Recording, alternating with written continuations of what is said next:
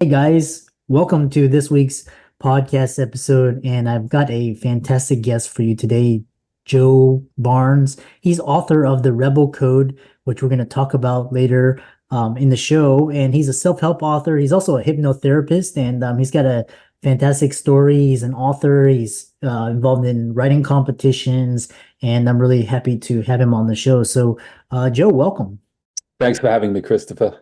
Yeah, interesting is I mean, you have an interesting background, and you're also a hypnotherapist too, and you're also a writer, and talk about how you combine these and what you do now. There's one other part of the triangle, and that's tennis coach. So I initially started tennis coaching. It was the first thing I did. Then I got into hypnotherapy.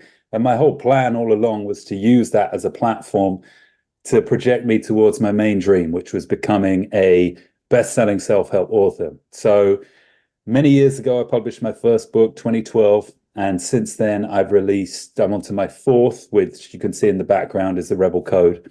So that's the plan, basically. I work freelance as a hypnotherapist and a tennis coach, and that provides me an income which helps me shoot at my writing goals. Obviously, I get an income from writing as well, but it's not quite at the level where I can provide for all of my income through writing. So until I reach that day, I combine the three of them, and it's fun, a little demanding sometimes, but overall it's fun. Yeah, I love that. And there's this term called multiple streams of income, which you are doing, and never put all your eggs into one basket. Always have diversified, in case one income goes down, you have others. So, um, which are really interesting is this.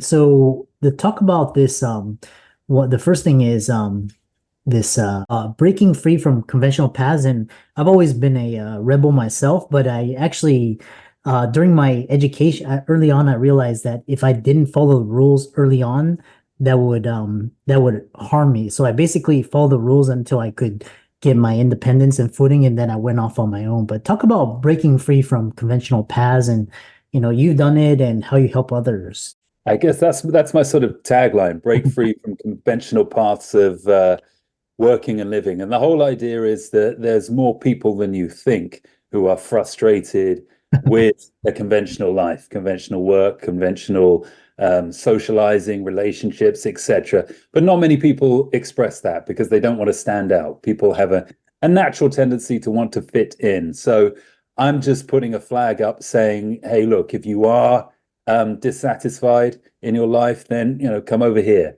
I've got books for you to read. I've got blog posts. I create videos. Maybe some of this resonates. Maybe some of it can help. So that's the whole idea of breaking free from a conventional path. Once you do that, you can start to create your own path. So that's what I try to help people do. Yeah, I love that, and especially I like I was alluding to, like in the 80s and 90s when we were still under this industrial age complex form of thinking, and we didn't have the internet, we didn't have social media. It was really hard to be a rebel because you would really struggle. But I'm gonna ask you, a couple of the historical rebels who have inspired you. But now we have so many options that people actually are awake to the fact that conventional paths is not doing us any good. I mean, you can look at what happened in 2020, but name a few historical rebels who inspired your journey. What lessons have you learned from them? And actually, how can being a rebel lead you to more success than conventional wisdom may think? Okay, so there's a couple of questions there, Christopher. You might have to keep me on track. So first of all, rebels that inspired me. I can give some examples from my book, actually. One that springs to mind immediately was Nelson Mandela. Now, we all think of him as a heroic leader, which he was, absolutely. But for most of his life, he was a rebel. He defied the government in his country, and he fought a long, long campaign for the freedom of his people and to end an entire political system. So that to me is incredibly admirable. And what a lot of people don't realize about Mandela Mhm. is that he was given easy options, easy ways out on his journey on multiple different occasions. So he was Mhm. actually from a tribe in South Africa called the Xhosa tribe, and he was within that tribe, he was in quite a prominent position. He'd had his education paid for him. He'd been to university, and the whole idea was he was going to come back and be an advisor to the king. Now, obviously, South Africa at the time was under apartheid, so it was a highly unequal society. But within that unequal society, he would have had a fairly comfortable life because he would have been a high position within his tribe. But he said, no, I don't want to do that. That's not what my calling is. I want to train as a lawyer. So he went ahead and trained as a lawyer, built up a successful practice, but then found that he couldn't ignore the injustices that were occurring and said, well, I've built up a successful law practice, but this is not what my heart is telling me to do. So I'm going to now join the ANC, the African National Congress, and fight for the end of apartheid. We all know what happens. He ends up getting in prison. However, right at the end of his prison term, he was again offered the easy way out. They said, look, condemn the riots that are going on and we will free you. And by this time, he'd been 20 years in prison, barely seen his family. So obviously the desire to be free must have been huge. But again, he said, no, because if I condemn these riots, I'm selling out. I'm turning back on my people. So he did a further 8 years in prison. So my point is, and this links to something in my book, which is step 2 of the Rebel Code. The code itself has 12 steps. And step 2 is be guided by your heart when making major life decisions. So my point I'm trying to make here is Nelson Mandela was a guy who was guided by his heart. That didn't always lead him down the easy path, but it led him down the right path. And I guess the message to the listeners, to the viewers, is your intuition, your heart may cause you to do something that happens to bring struggles, difficulties upon you. That doesn't mean it's not the right thing to do. You've still got to listen to your heart and go ahead and do that. So that's one rebel that inspired me. Some of the other examples in the book I can think of, I talk about an unlikely one, which is Queen Elizabeth I. And you think, well, how the hell is she a rebel? But she had quite a rebellious attitude towards marriage. And I do have a warning in the book about choosing wisely, choosing your partner wisely, because if you end up having a bad marriage and getting divorced, it can have a huge impact on your freedom. And Queen Elizabeth notoriously or famously never got married because she wanted to remain. She knew that if she took a king at that time, we're talking in the 16th century, even though he wasn't of the royal bloodline, the male would dominate the female and she would lose her power and freedom. So she held on to her power, and her sacrifice was that she had to remain single. So that's another rebel I document in the book. Now you'll have to remind me on the second half of the question because I've completely forgotten. Well, actually, what I really what I want to follow up on your response was, for example, like all these had, it was you mentioned hard and easy versus the right, and Yeah. but like for example, there's for example, Navalny, he was imprisoned by Putin, and he refused to give in to Putin, and he actually ended up dying in prison. But I mean, even his effect, even if he wasn't released and, spurred, what he did, what do you do when the outcome is death? Like, like obviously Yeah. Mandela, he was freed, but I mean, He yeah. was close to getting the death sentence when he ended up getting life imprisonment instead. Mm, I think he would have taken the death sentence. He wouldn't have gone back on his principles and what he believed in. mm, I'm hoping it's not a situation any of your viewers or listeners are ever going to find themselves, or me or you are ever going to find ourselves in. I guess you have to answer that question when it comes to it. I think my principles are strong enough that I've turned my back on what could have been an easier path in my life. I was the son of 2 lawyers. I went to university. I had a good education. I was expected to follow in their footsteps.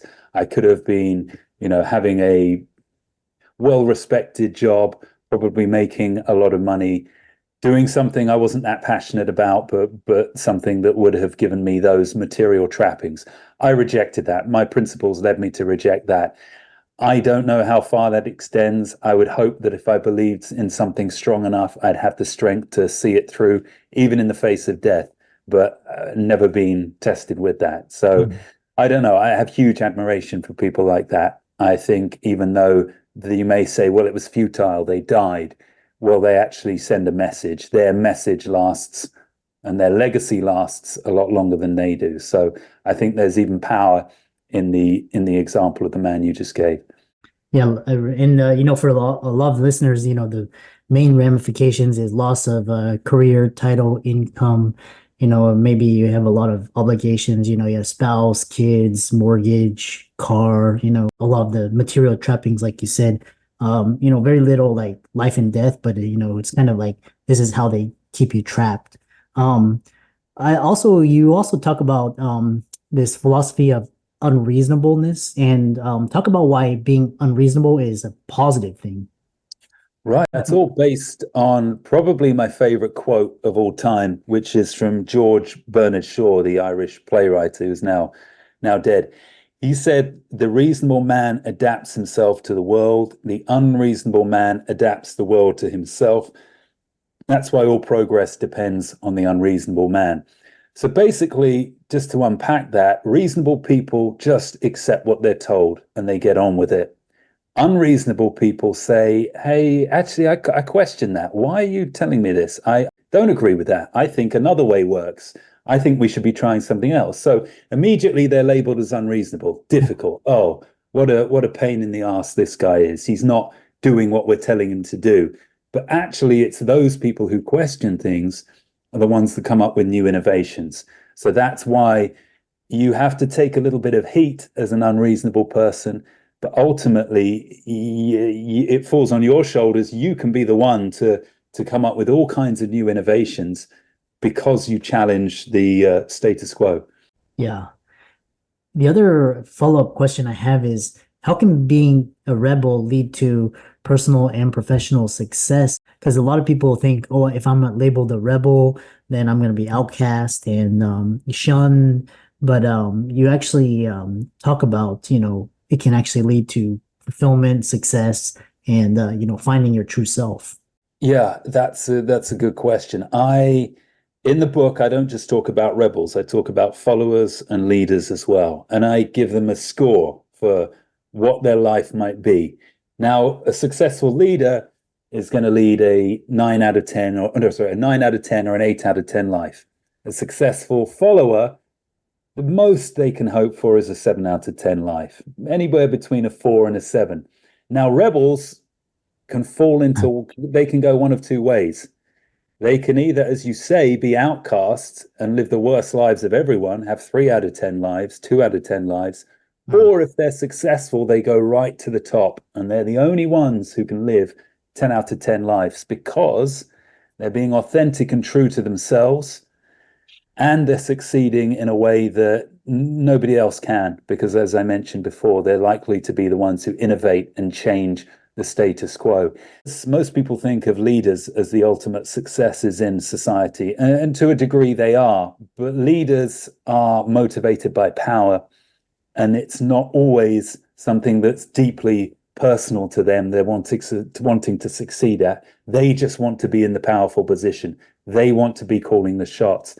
And that can be quite empty sometimes. So the rebel is really the only one who can succeed at a tremendous level and yet still have that success be an authentic representation of who they are. And that's why ultimately they are the ones who can get all of life's spoils if they can find out the keys and the tools to being successful, which is what I hope to help them with in my book. Yeah. Yeah, it's quite interesting. One of the things I've realized being a rebel is your circle of influence gets a lot smaller, but the people that around you that you become they make you more powerful, like the people that you actually keep company with. And it's sometimes it can be a really lonely journey because it's like people don't, but you live to learn with that, and you actually develop and create your tribe. What are two daily actions you believe are essential to anyone looking to grow personally and professionally? What should they be doing? Right. I've got into this habit, which I sort of got from the book called The One Thing by Gary Keller. Have you heard of that? You read that? Yeah, I kind of used one of his techniques and adapted it for myself. So basically it starts like this. Every year, I will set one goal that I need to achieve for that year. At the beginning of every month, I will set one goal I need to achieve for that month, which is going to feed into achieving my goal for the year. At the beginning of every week, again, I set one goal for the week that will filter into the goal for the month. And then at the beginning of every day, I set one goal for the day that will help me achieve the weekly goal. Now, sometimes they're not big goals, sometimes it's just small things, but I've found that's really helped me be so much more productive with my work and select the right things to work on, not to get distracted. If I'm working on writing a book, completing a chapter, well, I'm going to do that. I'm not going to go off and start doing social media posts, which I might have done in the past. So it helps me focus my energy. And then the other thing I'd say is maybe just 5 minutes of visualization each day. I find that by limiting it to just 5 minutes, it makes sure I do it. Because you would say, well, why not do half an hour? That's great, but so few of us have half an hour just to dedicate to visualization. So what might happen is you do one half an hour session, but then you kind of lose momentum, you stop being consistent with it, and you lose the whole habit.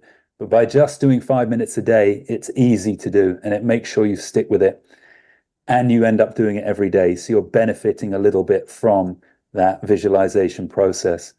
So I picked those two things as the habits that help keep me successful. Yeah. Yeah, I really love that.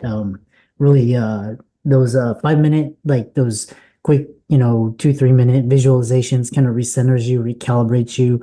Um, final piece of questioning is you've mentioned that most people have a 66% chance of living their dreams, even the most ambitious.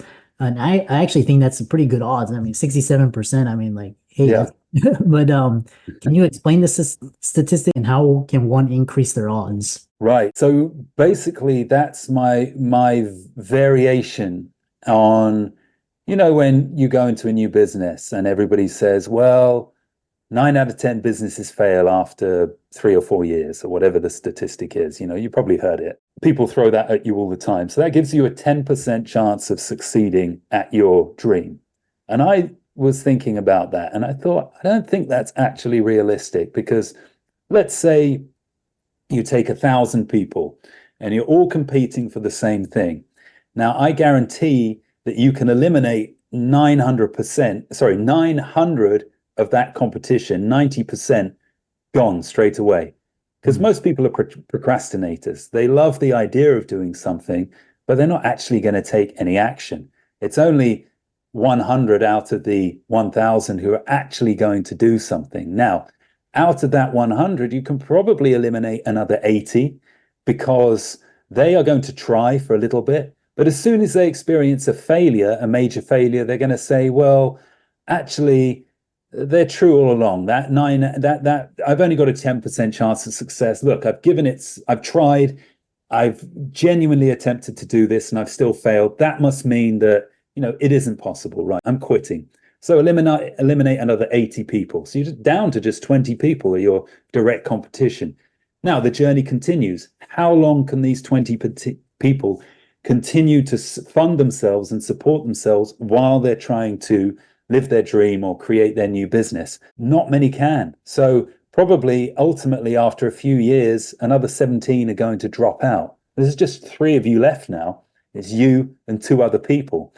And the thing you need to realize when it comes to succeeding at a dream or a business is you don't have to be number one to live your dream. There's Coca-Cola, there's Pepsi. In football, there was Messi, there was Ronaldo. You don't have to be the absolute best. So that means you've just got to fill one of those two top slots.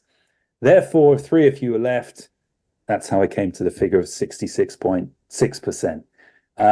It's slightly arbitrary, but the point is to show you, look, actually, when you really think about it and break it down, you've got a much better chance of succeeding at your dream or your business than society tells you.